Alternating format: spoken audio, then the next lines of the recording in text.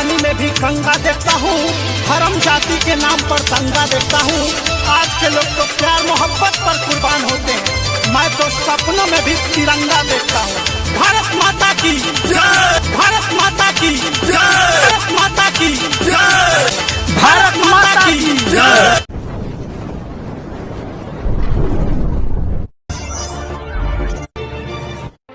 Presented by DK Pictures.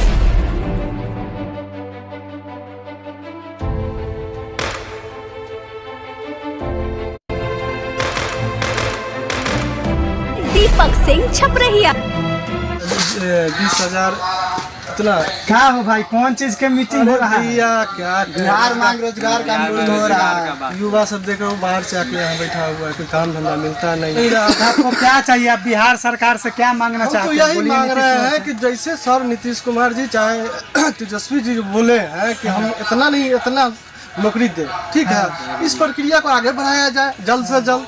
सही बात। क्या हम लोग तो यही नहीं चाहेंगे भैया, हम लोग बैठ कर बेरोजगार है, घर में माँ बाप है, सबको तो ही करना है। हम सब ज़्यादातर थी है नहीं, हम लोग गरीब घर का लड़का है। सही बात है। गठबंधन का जो सरकार बना है, मैंने युवा सबके मन में अंदर जोश जगा है। हम लोग बहुत खुश है, बहुत खुश है।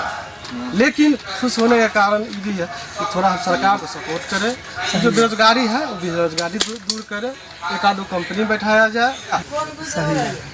मैंने आपका कहने का यहाँ सवाल सीधा है, लोग है रोजगार चाहिए। मैंने बिहार में कोई कंपनी बैठ जाए, फैक्ट्री बहुत लग अच्छा बात जाए है कि आदमी मैंने उसमें काम करके अपना जीवन यापन करे, यही सब चाहते हैं। एकदम। ताइए हम सब मिल के आज नीतीश जी से अपना अपील करते हैं और बिहार में अपना कुछ रोजगार का सुविधा मांगते हैं। सबर इतना भी मत करो कि जरूरत पड़ने पर भूचाल न आए, और खामोश इतना भी मत रहो कि अपने हक के लिए खून में उबाल न आए।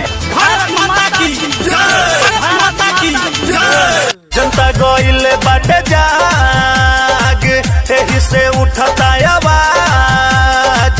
जनता गोइल बाटे जाग, एही से उठता आवाज। नेता तेजस्वी के जैसा दमदार चाहिए, दमदार चाहिए। तेज रफ्तार सरकार चाहिए, युवाओं को नीतीश रोजगार चाहिए। विकसित पूरा बिहार चाहिए, युवाओं को नीतीश रोजगार चाहिए, रोजगार चाहिए। जनता गोइल बाटे जाग, एही से उठता आवाज। जनता गोइल बाटे जाग, एही से उठता आवाज। नेता तेजस्वी के जैसा दमदार चाहिए, दमदार चाहिए। तेज रफ्तार सरकार चाहिए, युवाओं को नीतीश रोजगार चाहिए। विकसित पूरा बिहार चाहिए, युवाओं को नीतीश रोजगार चाहिए, रोजगार चाहिए।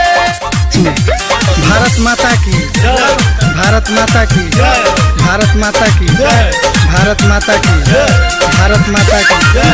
बिहार के किसान मजदूरों का एक ही सवाल, बिहार के किसान मजदूर युवा का एक सवाल, बिहार के युवा किसान मजदूरों का एक सवाल।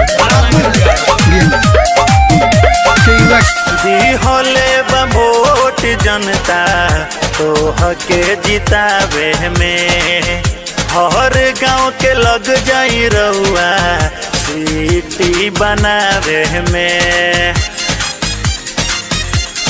सुननी होले वोट जनता तो हके जितावे में, हर गांव के लग जाई रउआ सीटी बनावे में।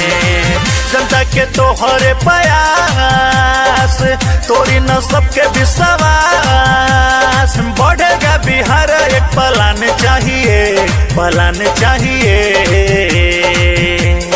तेज रफ्तार सरकार चाहिए, युवाओं को नीतीश रोजगार चाहिए।